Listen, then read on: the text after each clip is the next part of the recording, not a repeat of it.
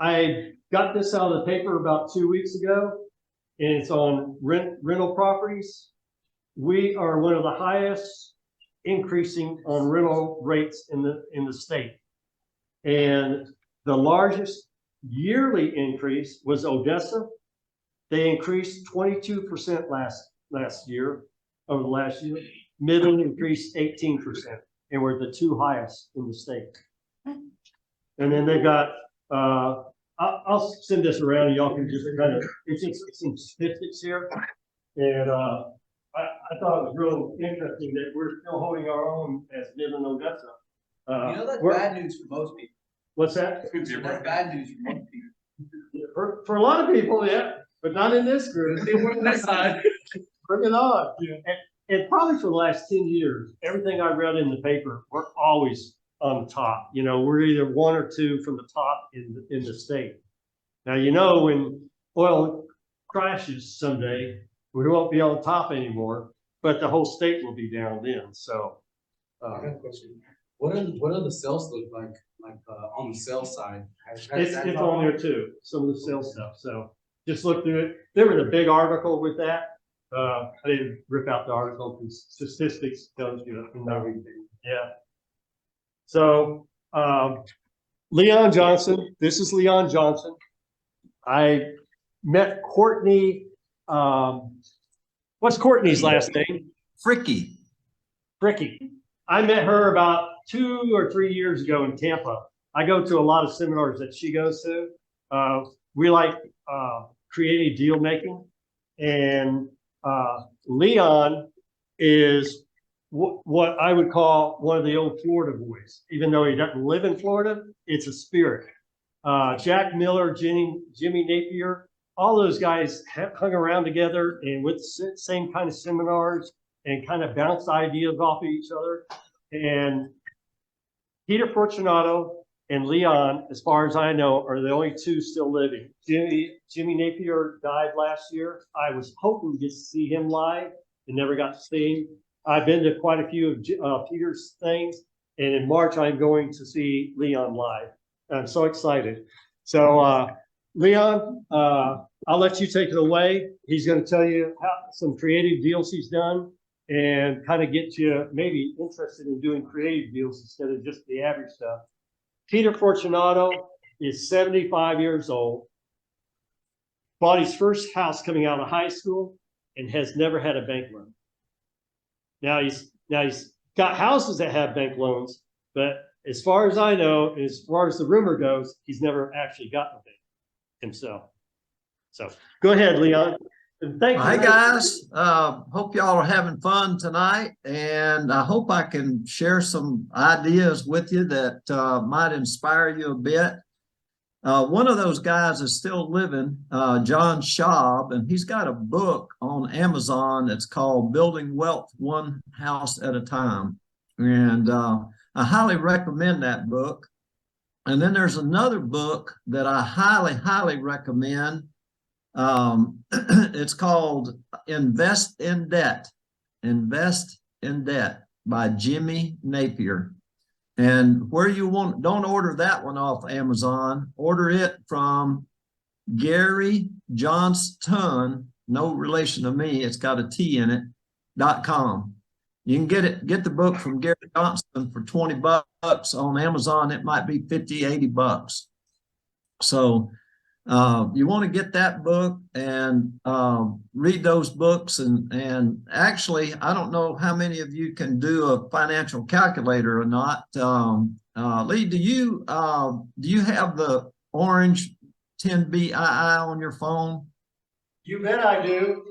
All right, maybe you could show them that. It's $5.99. You can get that calculator on your phone. Leon, yes, sir. I use that so much that it's actually burned into my phone screen. I'm with you. Look, I'm on it all day long, all the time. So, question. What was that calculator called again? That's well, Elise can show you, but you go to the. It's 10BII, and it's an orange background. It's $5.99. That's the one you want to get.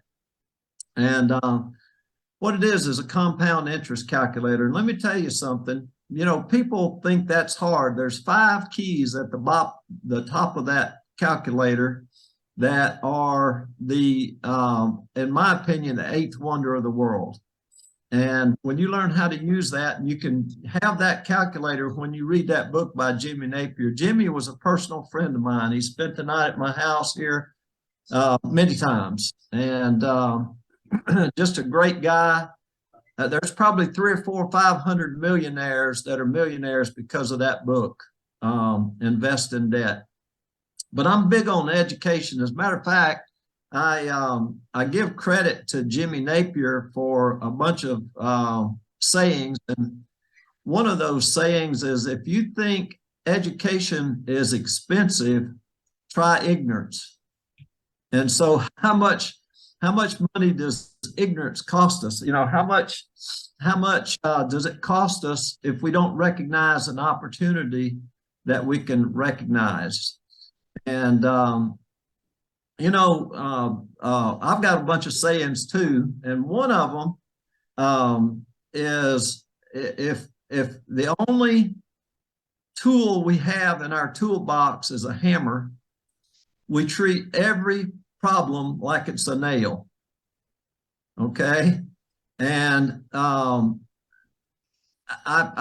attach that to wholesalers, and some of you might be wholesalers, but if you go out and looking for opportunities, and you're a wholesaler, you're probably looking to buy at 60 cents on the dollar, and you're not going to get that every time. And if that's your hammer, you go looking for that opportunity, and you leave so much money on the table. It's just absolutely incredible how much money you leave on the table when you do that.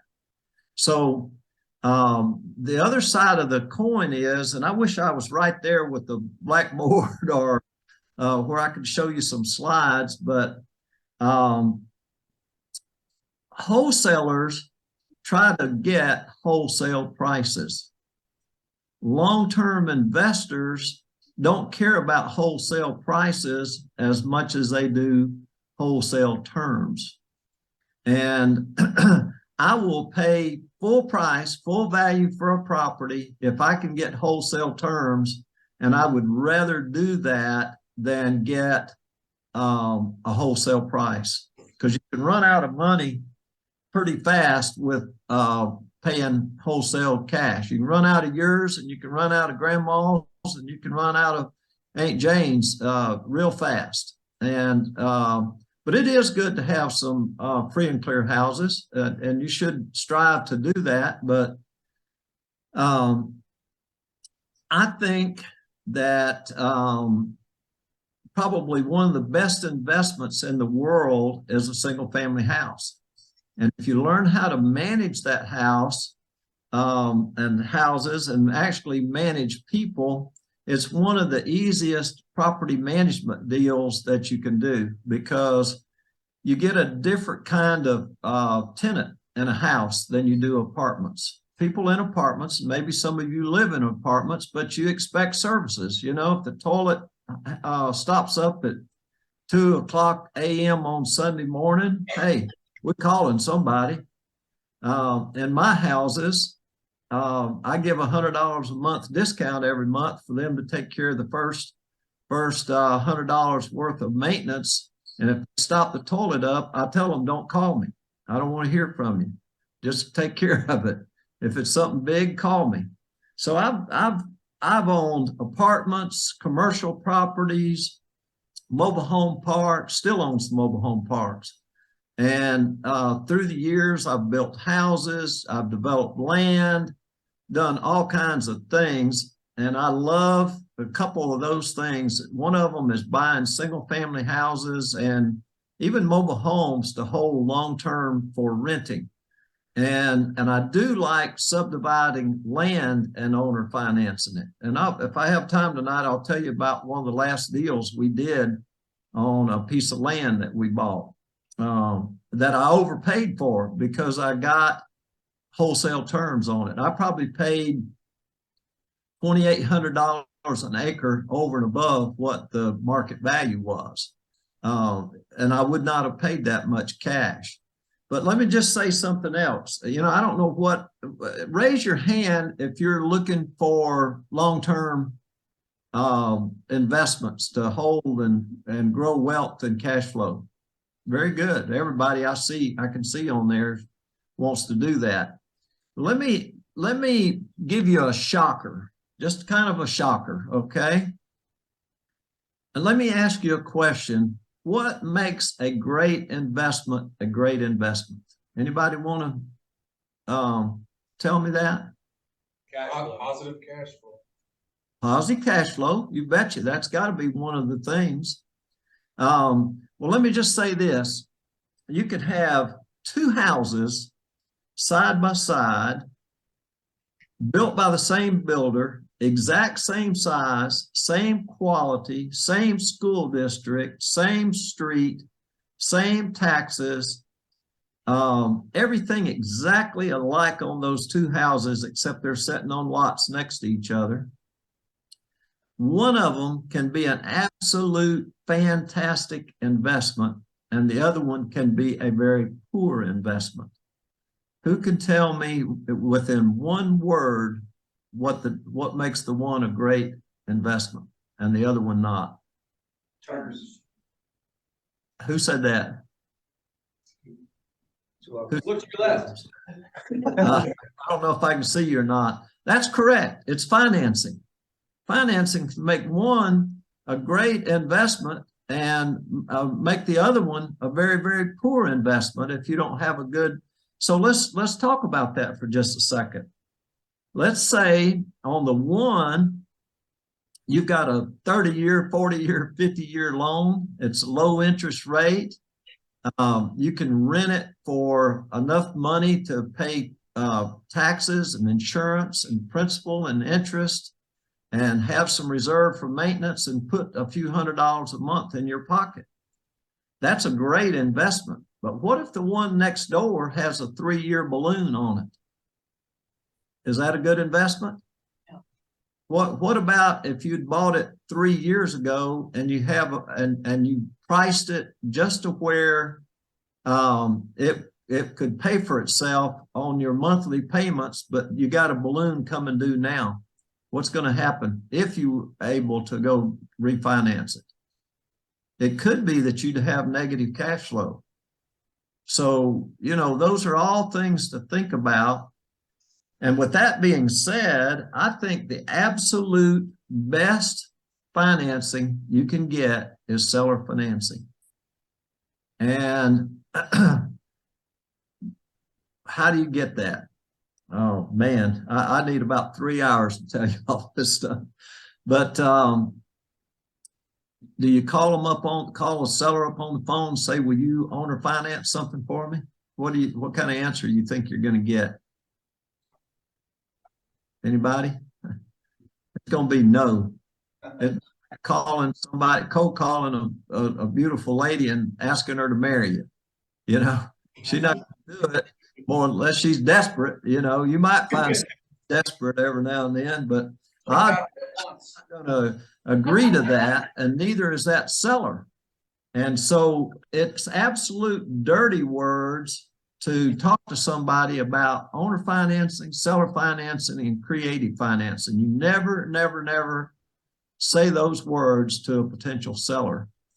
But what you're going to do is you've got to build rapport and let them know that you're trustworthy and competent in what you're doing. And sometimes that takes 10 years. Sometimes it takes 2 or 3 hours. Sometimes it takes multiple visits over a period of 3 or 4 or 5 months or whatever to get that. But when you get one of those kinds of loans where you're paying, and by the way, write this down. And this is especially helpful whenever you're dealing with a tired landlord or older people that have owned the property for a while and they still want cash flow. Maybe they've got their homes paid off, but they're tired of caring for renters and that sort of thing. I love to talk to those people. And one of the one of the main questions that I ask them when I sit down, and y'all should write this one down. Y'all gonna think I'm nuts, but the most important question you can ask them is, do you have kids? Because when they tell you the answer to that, that's going to help you overcome their major objection. 3 years ago, right before COVID, I bought 4 houses that year from people in their 70s, and 3 of them I got 30-year, 3% no balloons. One of them was 76 years old, and I got a 30-year deal. And when I offered her that, guess what she said? I don't even buy green bananas anymore, young man. And heck, I'm 70. But she had already told me she had 3 sons, and one of them was a doctor, and none of them had any interest in that house. And she had been out in the backyard picking up limbs. The house was vacant, and she was just tired. She was just totally tired. So I ended up, the house was going to have probably $15,000 worth of work. And I almost paid her full value for it, but I only put, I think, $6,500 down, and she financed it for 30 years. And we went to talk to her accountant, and what we talked about was that she wanted to know what's going to happen to those payments if she dies. And her accountant told her, well, that'll be in your estate, and he's going to have to just make payments to your kids. And I'm getting to the point right now that when I make an offer like that, I tell them, look, my kids might be making payments to your kids. You know, we all might be going to heaven. And I said, every month when they get that payment, they're going to think about you, you know, and I ask them about their kids, you know, what kind of work they do. And by the way, one of those 3 boys of that lady has died of a heart attack, and she's still alive. So you just never know about those kind of deals. But I bought that house for like $123, put like $6,500 down, put like $15,000 in it, and the house is worth about $180,000, $190,000 now. And it's paid down $3,000 or $4,000 or $5,000. And my payment to her is $525 a month, and my rent is $1,100 a month discounted rent. So, you know, that's just a simple deal that turned into, it was a simple opportunity that turned into a great deal. And you can do that over and over and over again.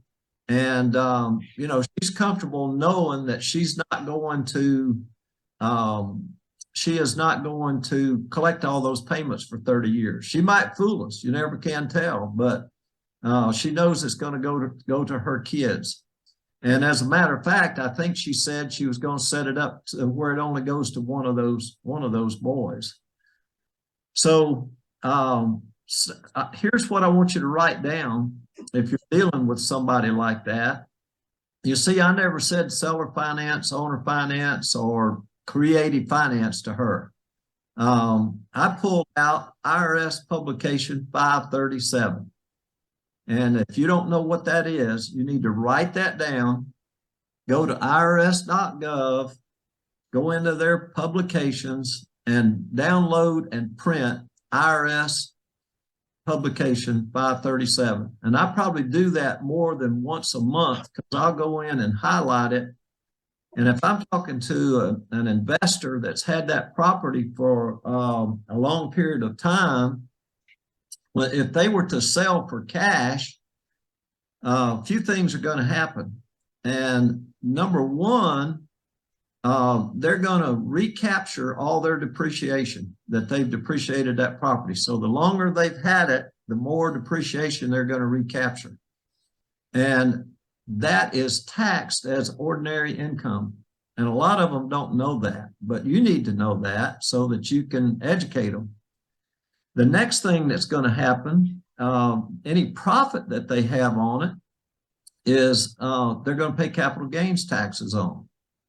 And so I ask them, and let me just tell you this. I ask them, I say, look, if and I get them to give me a price, and I ask them this paper bag question, and you guys should use this. I got it from Clyde Wilson, who Lee, by the way, he passed away here just recently. I don't know if you know that or not, but anyway, they tell me what they want, and I say, well, and I don't dicker with them. I'm a helper, not a haggler. So I ask them, I say, if I showed up here tomorrow with a brown paper bag and it's got that $100,000 you want on it, and we lay it out on that table there and you count it and it's all there, I want to ask you a question. What are you going to do with the money?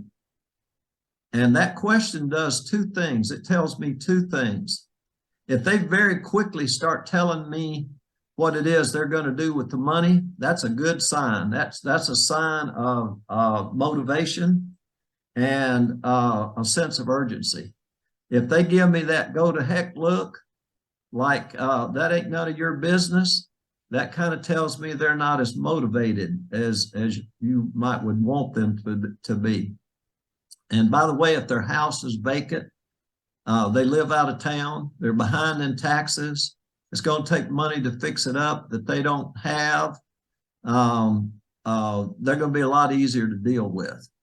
And if they don't have the wherewithal to fix it up, to put it on the market, you're going to get a deal out of that. And I'm going to share a few deals with you here in a little bit that fits all that criteria. But anyway, so I've asked those folks, what are you going to do with the money? Well, you know, we're retiring and we want to go travel. We're tired of tenants, toilets, and termites. And we want to just go and enjoy life a little bit, you know. And a lot of times these old guys have been fixing up the properties themselves and their knees are going bad and they don't know, they don't trust hiring somebody to do it. So consequently, what happens is they're a little easier to deal with. And they say, well, we're just going to go put the money in the bank.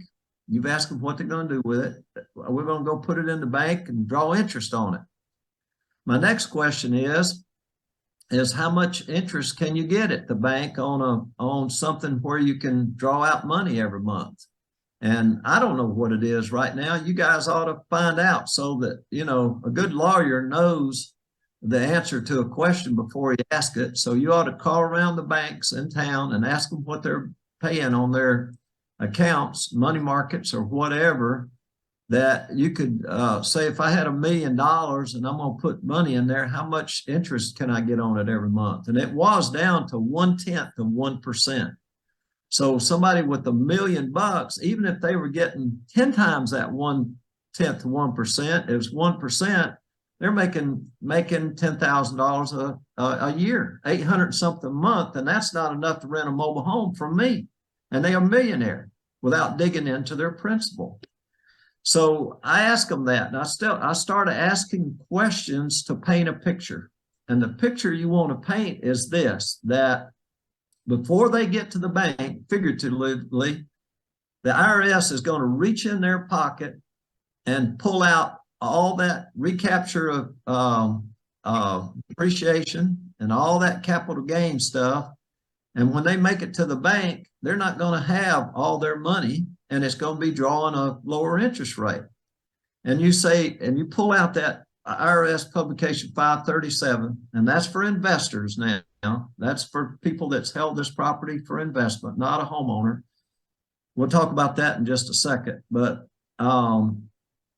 so you say, well, look, what if we did an installment sale? I had a guy the other day, I knew the guy, I knew he had like 13 houses. And I brought that IRS publication 537, and I laid it down on the table where he could see Internal Revenue Service on that and installment sale. And when we started talking and I started explaining it, he said, well, that's got the IRS logo on it. And I said, well, dang right. I printed it right off of the IRS website this morning to bring to you so you can read it and know that what I'm telling you is truth about, you know, them getting your money.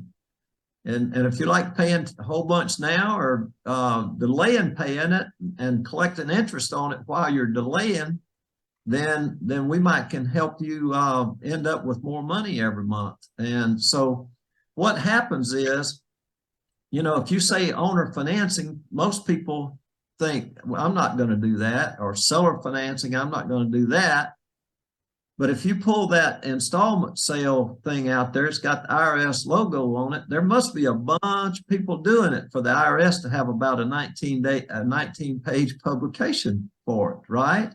So it lends you credibility when you bring that to that seller. Does that make sense? Yes. You know, so that will help you a lot of times with those kind of folks. And then, you know, if you know how much money they can go down to the bank and get, and if it's 2%, say, look, I'll pay you triple that. I'll pay you 6%, or you might start out a little lower than that. But, you know, I say, look, I'll pay you double. I'll pay you 4% interest on this money. And the thing about it is, you're not going to have to pay capital gains on it until you collect it. And if we did it interest free, you wouldn't even have to pay any capital gain. I mean, interest only, you wouldn't even have to pay any capital gains if you could beat it. But now they're probably going to want some of their principal. So that's how you go about doing that. Okay. So I wanted to kind of give that framework. The other thing, if it's a homeowner and they're living in the property and they've lived there 2 out of the last 5 years, have you guys heard of Section 121 of the IRS code? If you haven't, write that down. And let me tell you what it is. Section 21, and some of you young guys, Section 121, some of you young guys might want to do this. You know, if you're not worried about school district, whatever, but what it 121 says, if you live in a property, own the property, live in it 2 out of the last 5 years, you can sell that property. And if you're married, filing jointly, you can make a $500,000 tax-free profit, up to $500,000. If you're single, you can make $250,000. tax-free. So some of you young folks might be interested in going to find a house that's kind of really run down in a nice area, move in that sucker and be fixing it up over 2 years. And after you've been there over 2 years, you sell that thing, make you $200,000 or $300,000 tax-free, and then go do it again. So, you know, that's something that you can do and that you should consider, especially if you're young and don't mind moving around a little bit. All right. What kind of stories y'all want to hear? You want to hear about subdividing some land, or do you want to hear about some single family house deals, or, you know, what strikes y'all's fancy? Y'all like talk. Subdividing land. Okay. All right. Let's do one of those first. I just did one here 2 or 3 years ago, and it's still an ongoing project. And it was 12.5 acres. And I had talked to the guy years before about buying it. And it's a real nice piece of property, but it's way out in the country. It's 14 miles from the nearest Walmart, out here in Mississippi in the middle of nowhere. Okay. And I live 1.5 miles down the road. And this was an old horse arena. This place was, where they had horse shows, you know, barrel racing and pole bending and all that stuff. So I had called the guy several years before and didn't want to sell it. Called him. His wife's a veterinarian. They're not hurting for money at all. And I called the guy up and he said, yeah, you know, about 3 or 4 years ago, I called him again. I said, no, Mr. White, I was interested in talking to you to see if you might have changed your mind about selling that property up here. And they live like 50-something miles away. Okay. And he said, yeah, I'll talk about it. And I said, well, let me come down and visit you. I like to get face to face with people. I want them to see me, and it's something about that. You can build rapport. You just can't do some of this creative stuff over the phone. So I hopped in my truck and went down and saw him one day, and we're outside his wife's veterinary clinic, and he's out there training horses, and we just hang out and talk for about an hour or two. And I said, well, how much you want for that land? And he said, I want $6,800 an acre. And I flinched. If you guys, that's one of the best, and it was a genuine deal too, but that's a negotiating tactic. But I truly flinched because I'm thinking this land's worth about $4,000 an acre.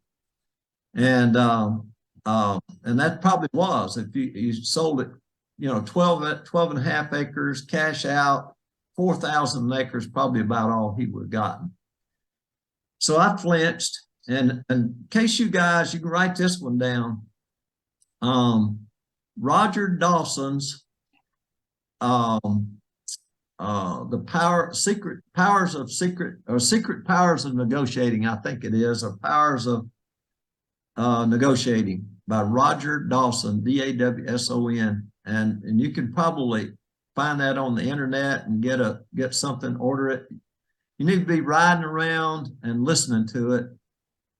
Don't let your teenage kids listen to it, because they will be negotiating your they'll take your shirt off your back after they listen to it. But one of the first tactics of negotiating is the flinch. Somebody tells you how much and you go, oh golly, and I'll tell you a little story about that, about a flinch. My son, who could run a financial calculator when he was about 10 years old, we'd drive around looking at houses, and that calculator I told y'all to get, they didn't have them on phones. We didn't even have cell phones then, but he was, I'd tell him what to punch in to figure payments and all that kind of stuff. And we out looking at houses and seeing if it was going to work or whatever. Well, he grew up, went to college, got his master's, finance and accounting, and owns a bunch of real estate. He's owned 8 blocks, even some out in Texas with some of Terrell Sheen's sons, and he's bought a lot of real estate, but he decided he wanted to get in politics about 7 years ago. And he was virtually unknown. He was running against 2 other really well-known folks. And so what he did, he got a list of all the people that had voted in the last 3 primaries in that district where he was running for state representative. And by the way, now he's a senator.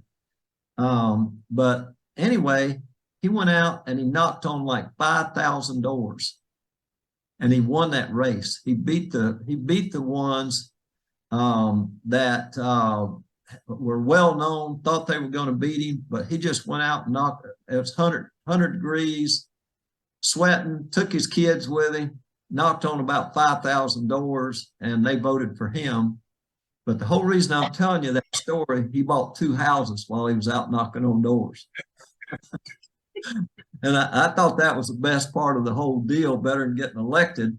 But he went to this one house, and there was this old couple there. And when he knocked on the door and he asked for their vote, they said, well, son, we're glad that you came out, but they said, we're not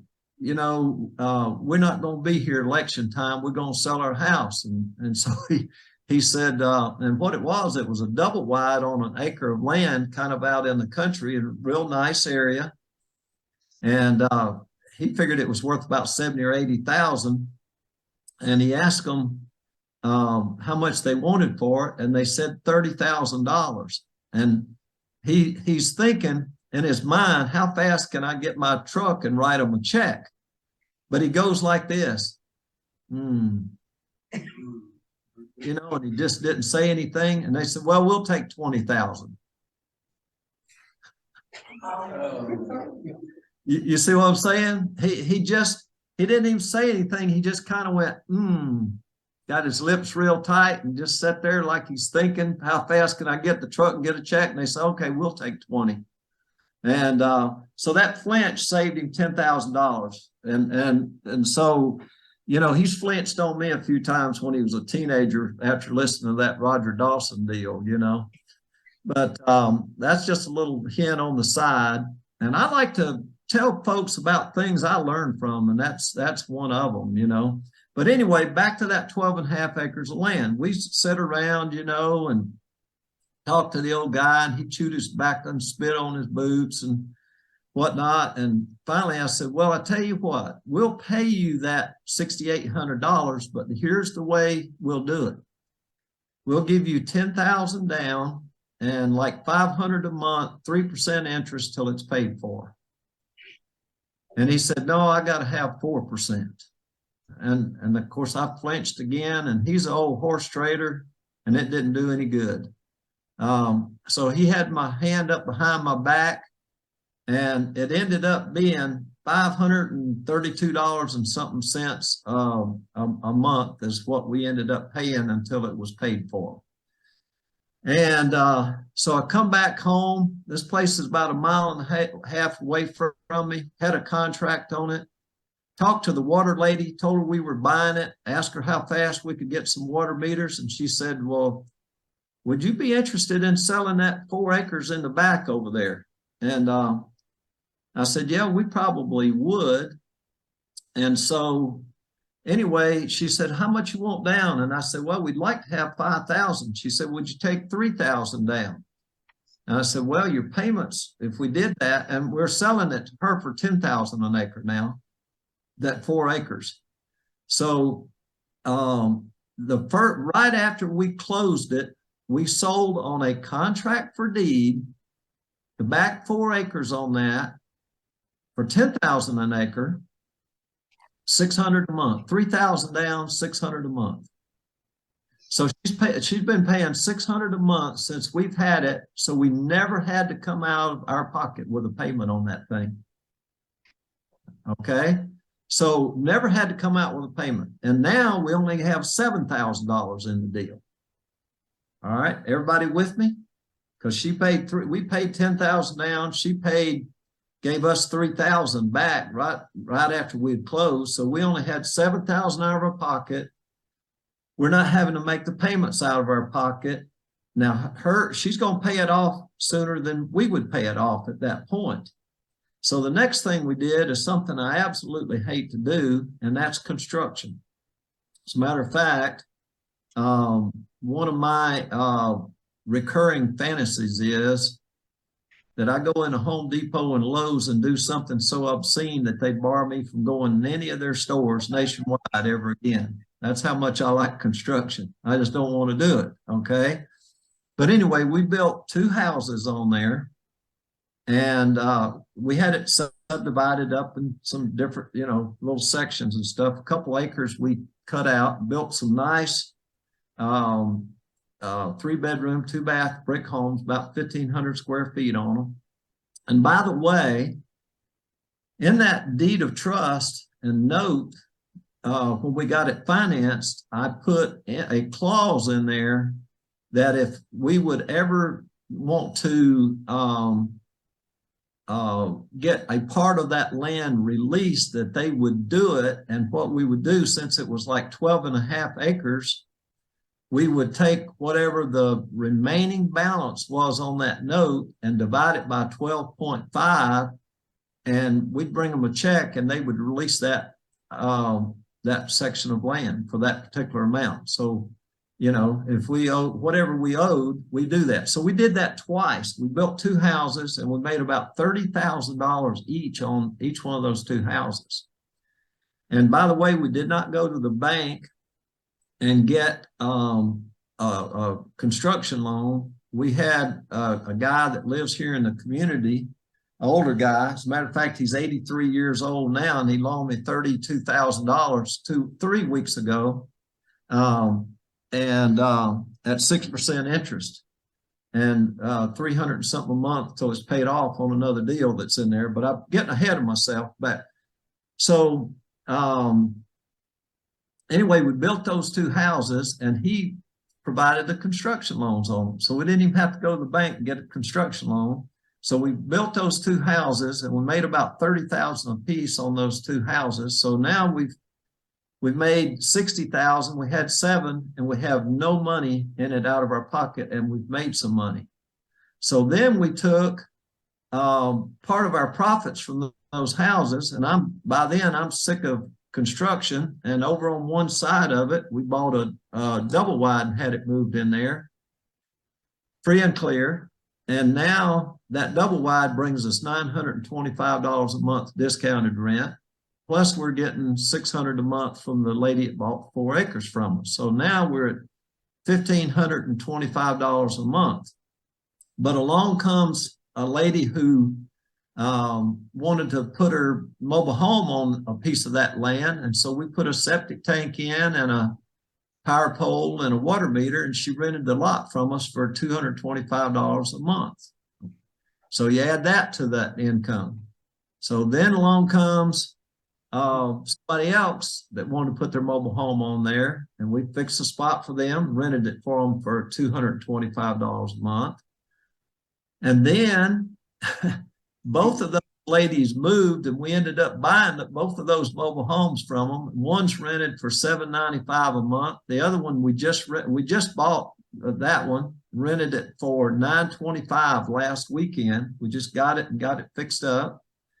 And we moved another double wide on it, and I rented it tonight 5 minutes before. I told a guy 5 minutes before I got on this Zoom call that he could have it for $975 a month, discounted rent. So all that money is coming off of that deal there. And because we got terms on it, those long terms, last month, our interest, which is rent on money to hold that land, was, guess what? 140 something bucks. And that's not coming out of our pocket. So our holding cost is 100, and taxes on the land that we've got the mobile homes and stuff on is like 200 bucks a year. So what about that deal? There I paid $2,800 an acre too much for the land, but because I was able to get it financed, look what we were able to do. And if I'd have gone paid $6,800 cash for it, it wouldn't have been near as good of a deal. So whenever you are making offers, make 2 offers. Make an offer for all cash, and look, picture a seesaw. Picture 2 seesaws like this right here. Okay, can y'all see me? Picture 2 seesaws. And you put price on one side and terms on the other. And if a seller wants terms, to pick the terms, and cash is a term, then you're on the other side of the seesaw, you get a discount. If he's willing to take terms, then you can give him a higher price for his deal and make it come out. And I had time to run through the numbers and let you do a calculators and whatnot and just see the numbers behind that and what time value of money does for you. But what made that such a great deal was those terms. Does that make sense? Yes, sir. Okay. So that's just one deal. I've done several like that. I'm looking for more to do right now too. But anytime you can get seller financing, and you can, even if it's land, and you can turn around and figure a way to get some seller financing on that, then you can make it a great deal, and you can beat your competition. You know, everybody else out there wholesaling is making these low cash offers. Let me tell you about another deal, a house deal, and it's a simple little deal. And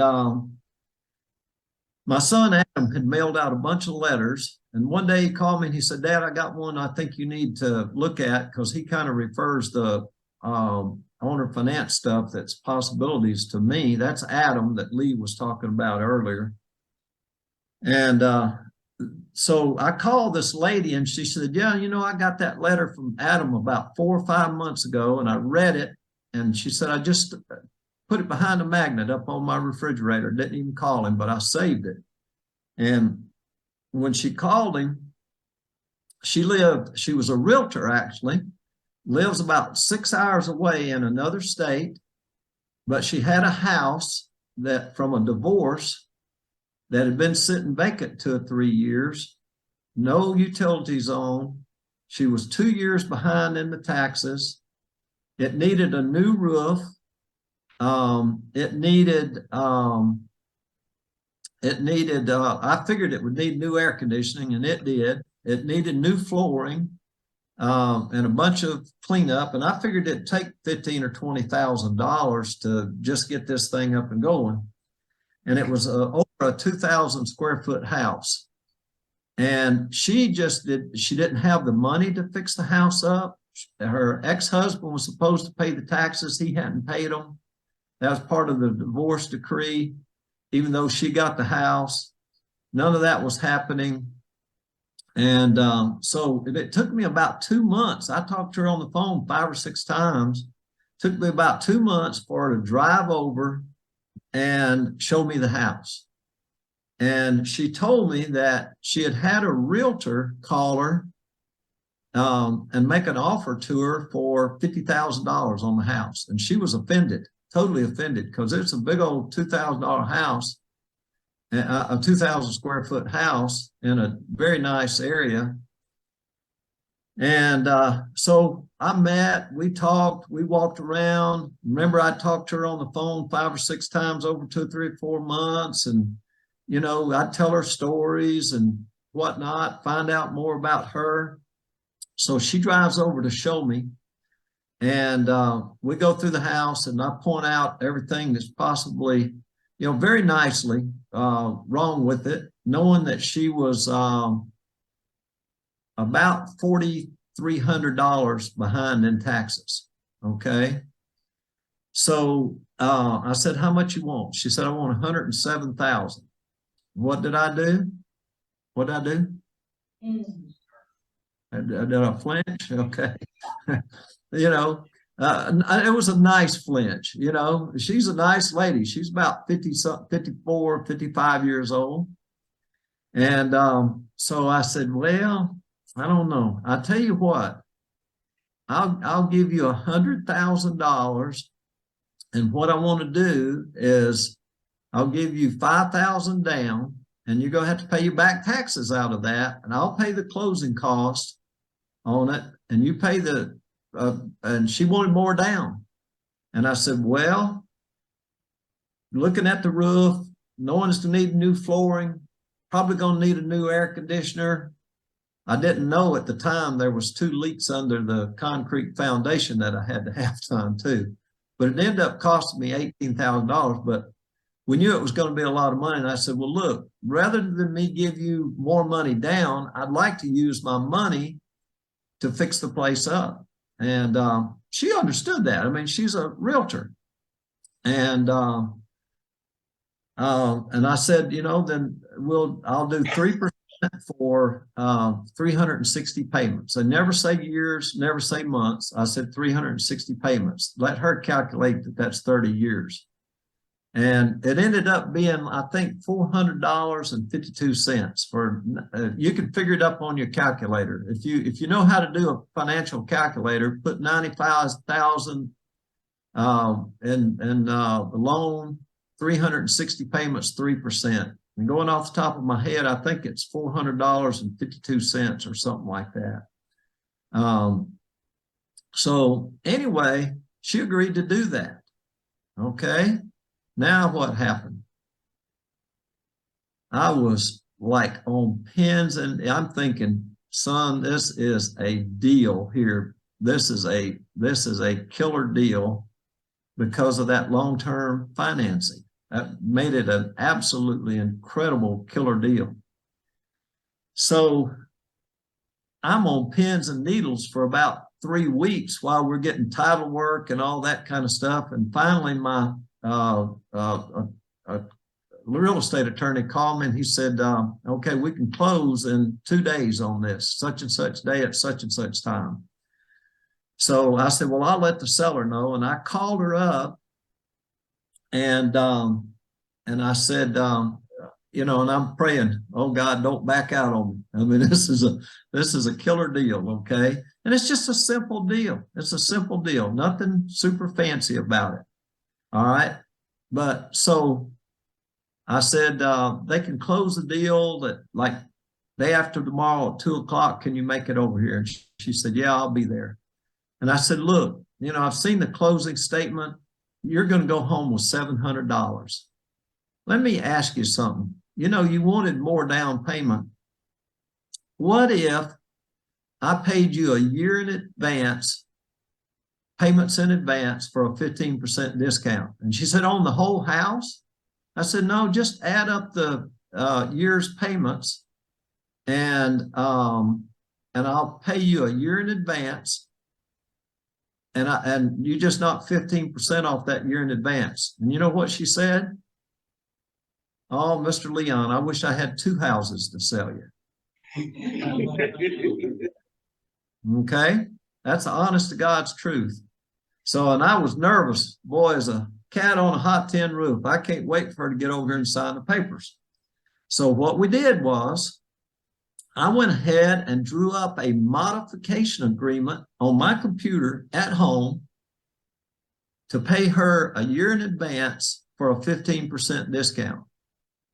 And so we went to closing and we sat there and the attorney had this inch pile of paperwork that we all have to sign. You know how it is. And when he got up to go make copies, I slid that note modification agreement over to her and let her read it. And I said, is that okay? And she said, yes. And I slid a check over to her for a year in advance with a 15% discount on the payments.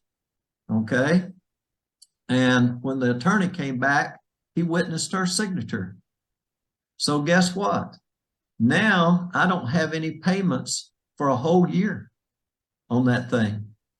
I quickly got it fixed up. I rented it for $1,200 a month and it's been rented all this time. About 6 months after I rented it to some very nice tenants, they put a whole big old brand new door on a double carport. Sent me a picture of it one day. Did it themselves out of their pocket. I drove by it with a realtor friend the other day and she said that house is worth every bit of $225,000. Will I pay it off early? Heck no. But guess what? Over 5 years, last 4 or 5 years, I have paid her a year in advance 3 times. There was 1 year that she said I asked her to do it again, and she said, no, I don't need the money, just start making me the payments. And I did it for about 11 months. And she texted me one day, and actually it was February of last year. She texted me and said, can we do that year in advance thing again? Yeah. Okay. So I paid it. And so March the 1st, this month, no, I mean, February the 1st, I did it through the end of January. So February the 1st, I called her and asked her if she wanted to do that again. And she said, well, let me think about it. That was about January the 15th. She hem-hawed around and finally right at the last minute, she said, well, I can't make up my mind. Just make me a payment and let me have time to think about it. Well, guess what? Here in a few days, I'm going to hit her up again to do that. And if you know how to run your compound interest calculator, if you plug those numbers in, that money that I paid her in advance to get a 15% discount is a yield of 31.12% to me for paying that year in advance. So that's why I told y'all up front, you need to get that calculator and you need to get that book by Jimmy Napier, Invest in Debt, and just learn the numbers the first time you read it. And you're going to need to read it 3 or 4 times and you'll figure out all these kind of things. So we've done that. My my payment's $400.52, I think it is, if y'all figured it up. I'm renting it for $1,200 a month. Taxes is about $2,000, a little less than $2,000 a year. Insurance is about $1,100 or $1,200.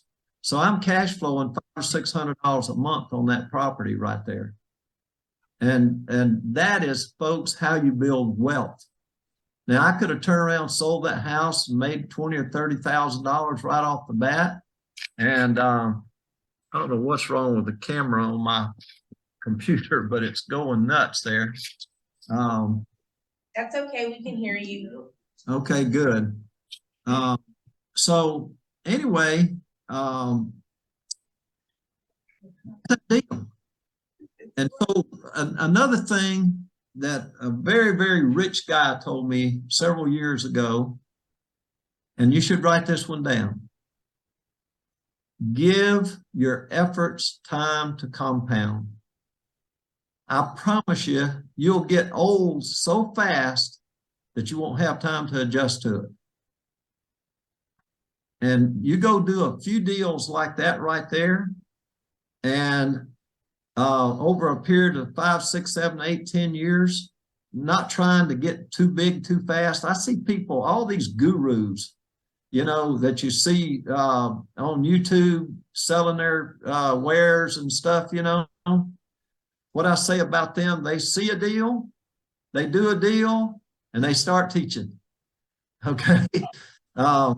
And then they want to brag about doing 100 deals a month and all this kind of stuff. And I'm going to tell you something, you're going to see a bunch of them crash and burn with what we're coming into with this market that we're coming into when it's an opportunity for everybody else. You know, they're going to be out. The tide's going to go out, and you're going to see they're not wearing a bathing suit. So, you know, it's just something to think about there. All right, I've got another deal I want to tell you about. And I could sit here and tell you deals all night, so Lee's going to have to cut me off whenever the time's up. But Adam, my son, he does the marketing. And you know, here's another one of my deals. I take credit for this because I thought of it myself. You know, we start out in life seeking opportunities. And if we're honest, competent, trustworthy, opportunities will start seeking us. I don't market anymore. In fact, today, I had a guy, he's my landscaper at my house, and he mows grass at vacant houses and cleans up and stuff like that. He was out cleaning up a house, and he said, "Oh," and I'm waiting on him to call me later tonight or in the morning. It was an older couple, both school teachers. They'd had this house for rent, and he said it needs a lot of fix up. And he said they keep getting the wrong kind of renters that tear it up and everything. And he said they won't out. I can't wait to talk to them. I'm going to get me another owner finance deal. Probably an 80% chance that I'll get that. And because they're doing it because they want an income. But I got another one. My son Adam was another one of those deals. I don't know how he found this lady. I think he sent her a letter. And she was an old hippie lawyer. She'd been a lawyer in 3 states, but quit being a lawyer. And she was, I don't know, I have to keep my politics out of it, but she was messed up in the head and an old hippie, and she was nasty. Okay. And I ain't, but anyway, she, we ended up out at her house. Adam said, "Hey, Dad, come go look at this house with me." And we went out there, and we started walking through the house, and it was a big old 2-story house, absolute wonderful school area. It had hardwood floors about this thick in most of the house. But in one of the big main rooms with windows all the way around it and everything, there was a valley in the roof. And oak leaves had gathered up in there, and an acorn had come up, and a root had grown back up through the shingles, and it was leaking, and the sheetrock had fallen down out of the ceiling, and this big, beautiful hardwood flooring for about probably a 6x6 area had just peeled up, was just laying there all peeled up because it was leaking. Okay. And so we passed through the kitchen, and there was a loaf of bread on the counter, and she had left the bread open and hadn't sealed it up, and there was a cockroach crawling towards the loaf of bread. And then we go into the master bedroom, and when we opened the door, the stench from animals about knocked me down before the 6 dogs and 3 cats jumped on me out of her bed. Okay. And I couldn't hardly stand to stay in the room. And so anyway, we looked at the house, got out back and looking around the backyard and everything. And Adam's trying to talk to her through the back door without going back in. And she says, would y'all mind to come inside? That I can't hardly breathe out here. And we're thinking, my goodness, we can't breathe in there. But and she owned the house free and clear. She had inherited it from her mother, and she was 2 years behind in her taxes, and she was about 3 months from losing it to the tax buyer from 3 years back. Okay. And she wanted $100,000. And Adam's thinking, with all the fix up and stuff on this thing, he can't pay more than $60,000. So he offered her $60,000. Nope, she's not going to take it. And I swear, I believe she would have sat there and lost that house before she would have taken that $60,000. She said, I want $100,000. Adam asked her the paper bag deal and what are you going to do with it? And she said, I'm going out to Cortez, Colorado, and I'm going to build me a straw house, mud straw house. Okay. So anyway, she did that. And so he said, okay, we'll give you your $100,000, but here's the way we're going to do it. We're going to give you $10,000, get you out there and build that house you want to build out in Colorado. And we're going to pay you $500 a month for 180 payments. How much interest is that?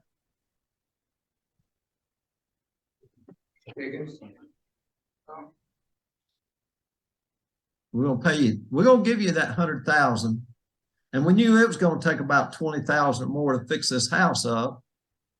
While you're calculating that, by the way, we went up and cleaned those leaves off the roof and pulled that little oak tree out and didn't even have to patch the roof because the leaves was catching the water when it came down and back in the water back up under where that root had grown back up under the shingle, and all we had to do was pull it out. That was it.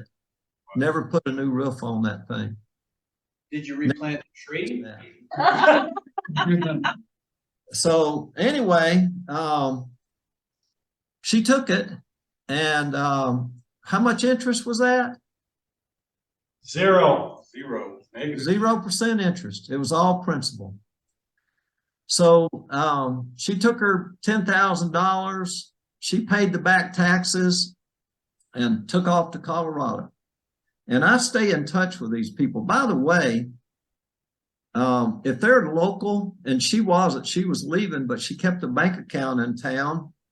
And what I do on all my owner finance deals is I go by the bank every month. In this age of technology where you could do it with a bank draft, I go by the bank with a check and deposit it in their account. And you're not going to, and I go to a different branch all the time. They don't know me.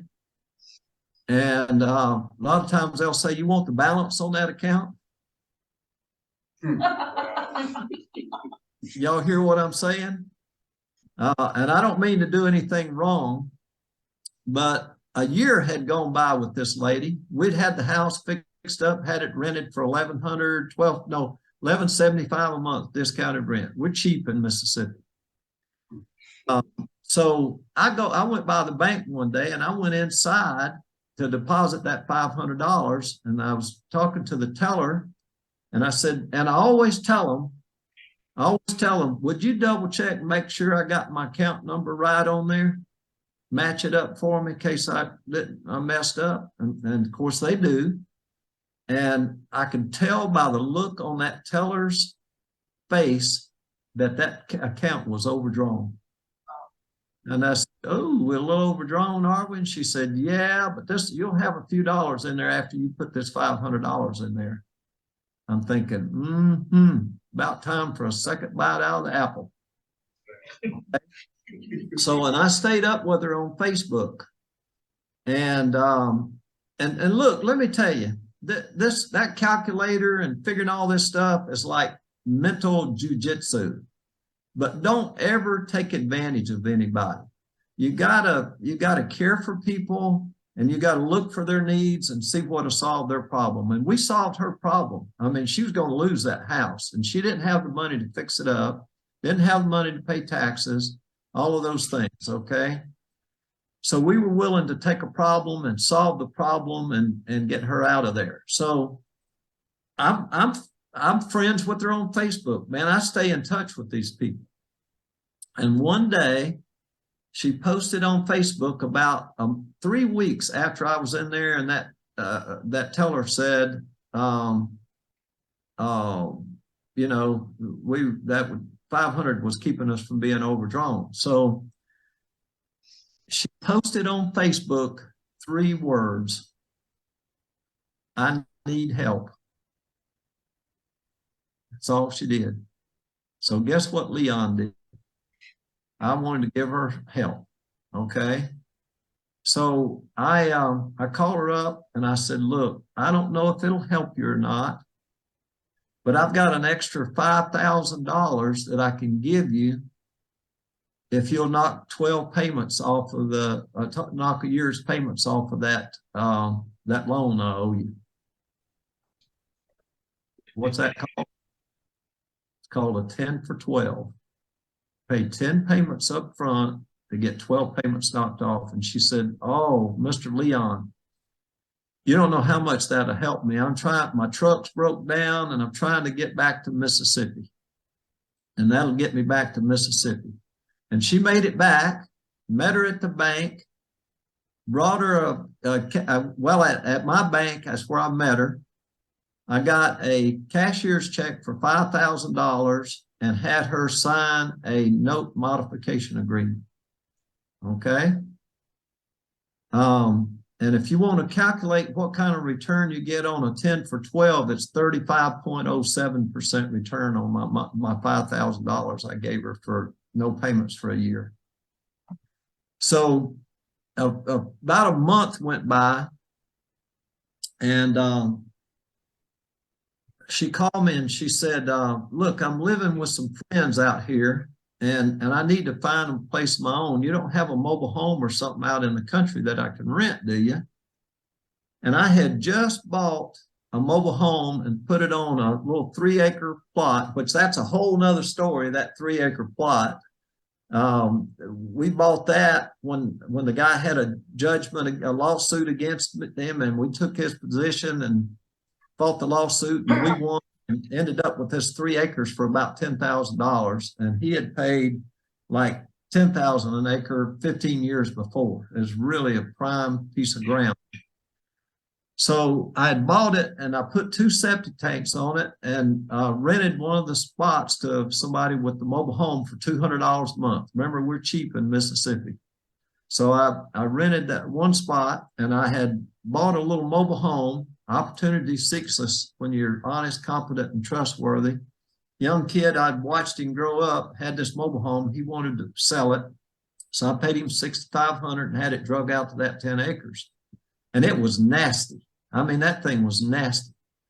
But she called me up and she wanted to know if I had anything. And I said, I do, but you can't look at it yet because I got to have some steps built. Well, she said, would you hurry up and build some steps and let me come look at it? So I hurried up and had steps built, and it was nasty inside. Remember, she was nasty too. I figured it would go just real good. So she comes out and looks at it, walks back and forth between it, out in the country. She can have her 6 dogs and 5 cats out there. Nobody's going to bother her. And I said, well, Wanda, how you going to pay for this? Well, she said, well, I get $2,200 a month retirement. I didn't know that before, had no clue about that. And she said, I won't have it. And I said, you're going to have to rent it from me or whatever. And I said, what if, and it cost me like $1,800 to get that mobile home moved. It's a little old 2-bedroom, single wide, a 65 plus say 2,000. So I had like $9,500 in it.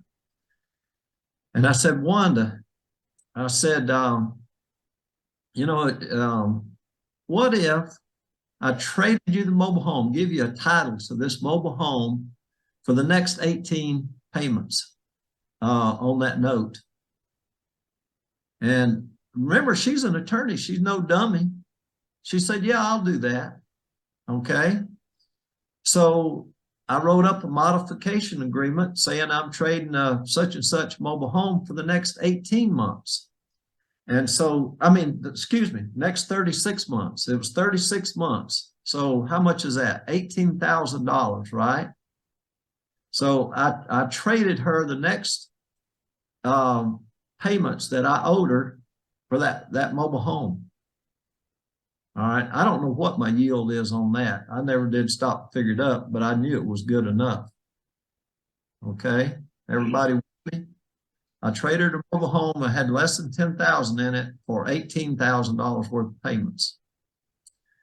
So what is the situation now? Go back to that house and let's talk about her house. She had sentimental value of that house, and she was not going to take less than $100,000 for that house. Okay. And she made us take the chandeliers down and take them out.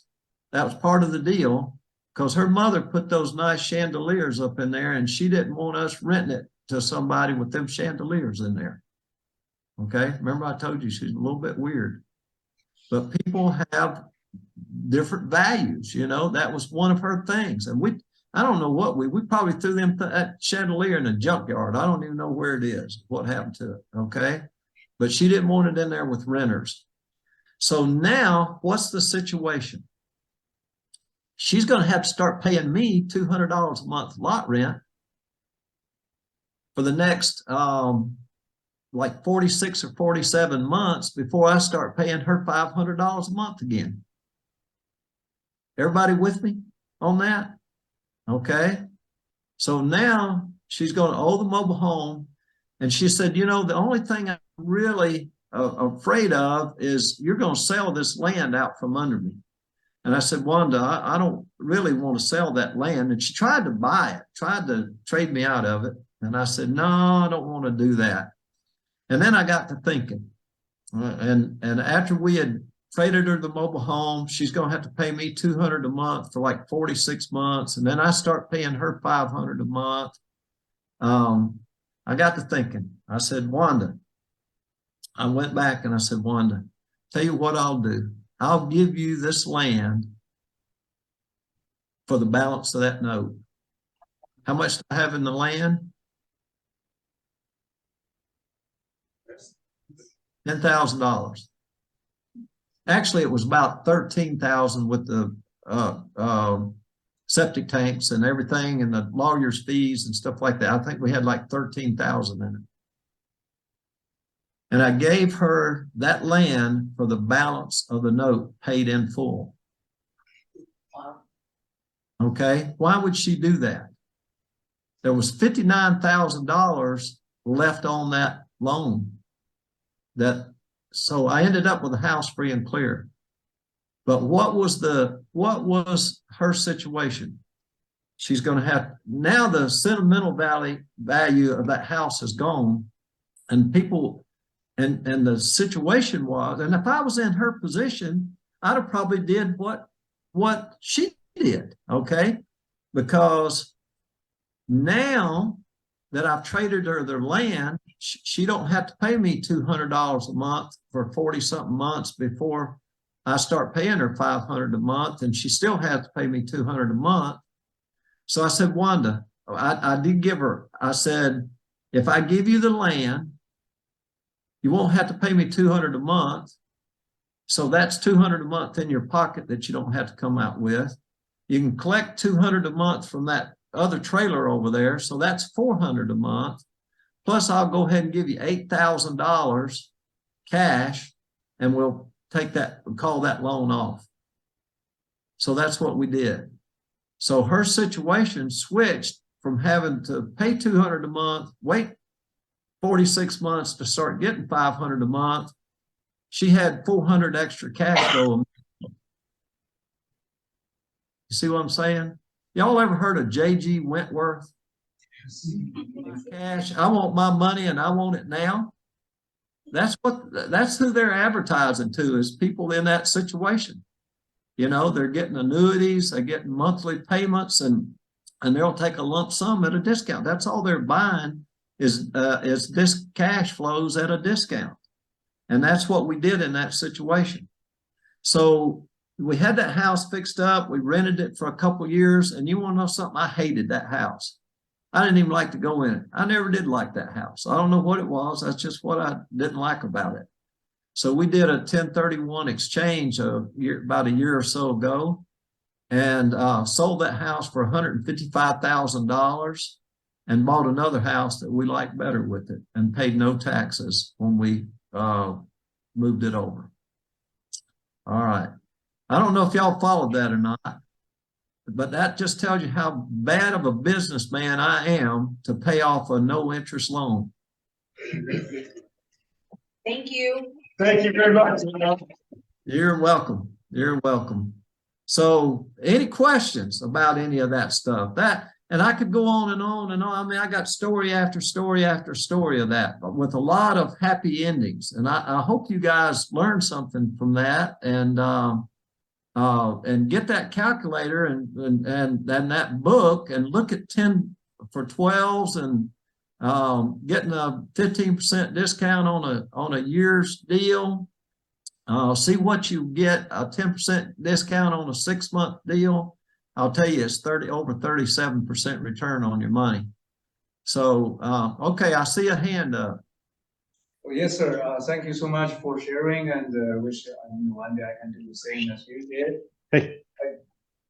Wow. Okay, I got this question. So, so what if you cannot communicate directly with the seller? Like the seller has his own agent, broker, and you cannot talk directly to the seller, and the broker probably doesn't have that much knowledge or that much motivation to convey the message to the seller. So what can you do? Okay, let me tell you something. That is an absolute one of the best questions that anybody in that room could have asked.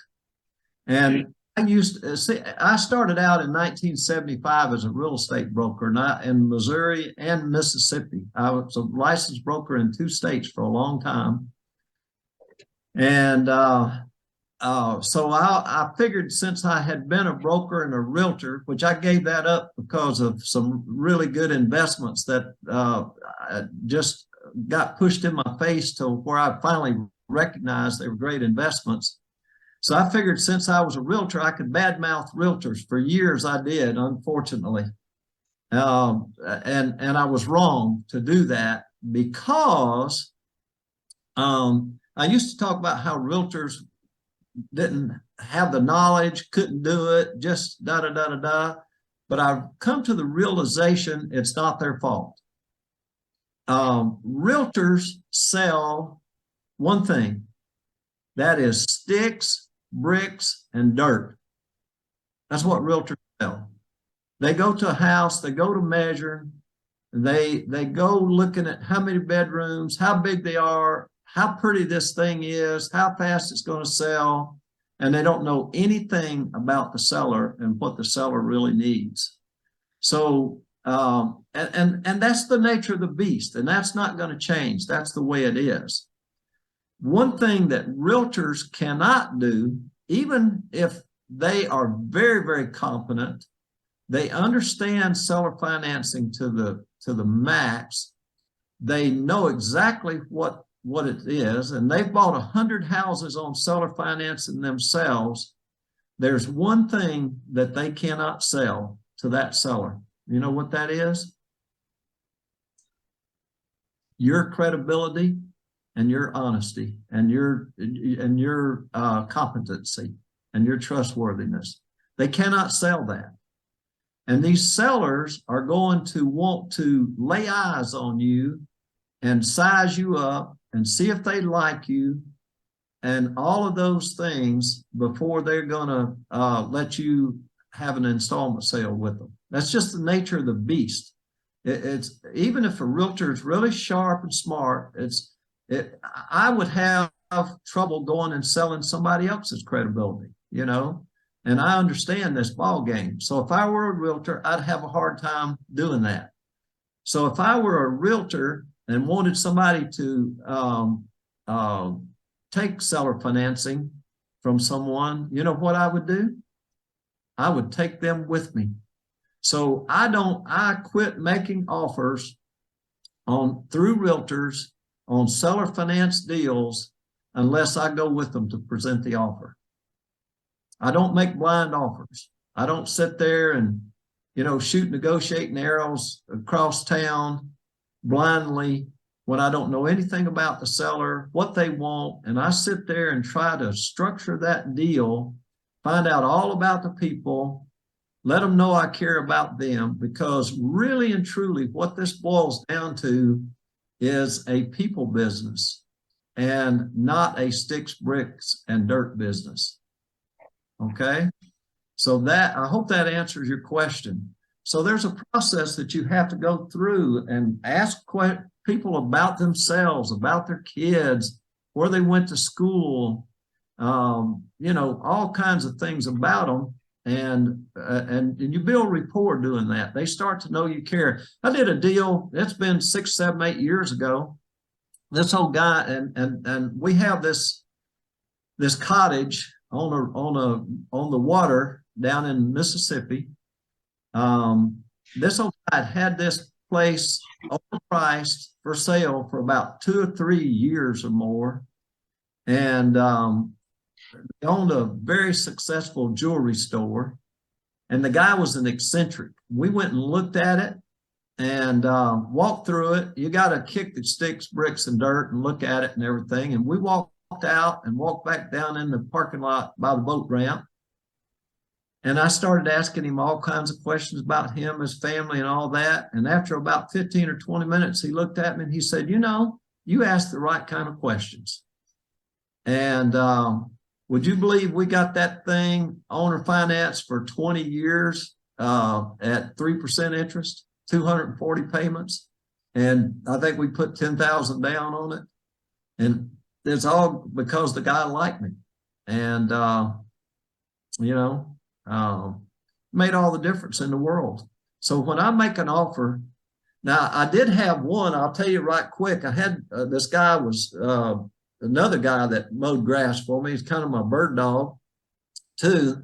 Called me one day and he said, hey, Leon, I got a house. I just mowed the grass. The owner lives in California, and they want to sell this house. They don't have it listed, and it was not in the best area. Somebody had already stole the central air unit outside, but they had fixed it up, new paint, everything inside, looked really nice inside. I call them up, so I can't go talk to them in front of their face.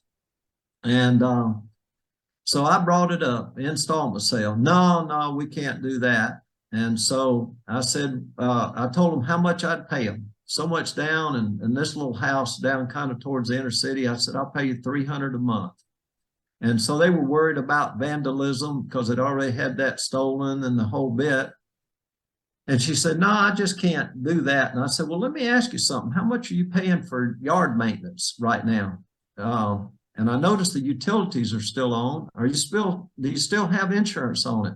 Is it vacant house insurance? Because if it's not vacant house insurance, you're paying insurance for nothing. And, how much utilities costing you? How much are your taxes costing you? And we figured out it was about $400 a month or more for all those things, maybe $450 a month, I think it was. And I was offering her $300 a month. And I said, well, look, I'll tell you what, if you've got $450 a month negative cash flow right now. And the question is, does a vacant house cash flow? Yeah, it does. It's negative cash flow. And so I said, if you gave this house to charity, your cash flow would increase by $450 a month. If you just gave it away to charity. And she said, well, we probably could entertain that. So I said, it's just not the $300 a month you're going to get. It's that $450 a month. So your cash flow is going to increase by like $750 a month. So she started listening to me. And she said, I think we can entertain doing that. Well, I found out it had Chinese drywall inside it. That stuff that came after Hurricane Katrina had formaldehyde in it. And I didn't buy it because of that. But there's a case where, they were at a distance. I couldn't get in front of them, but, and those things that I just told you are something you can use in every vacant house deal. I'm not going to keep you guys all night. Any other quick questions? I don't know if I'll have a quick answer, but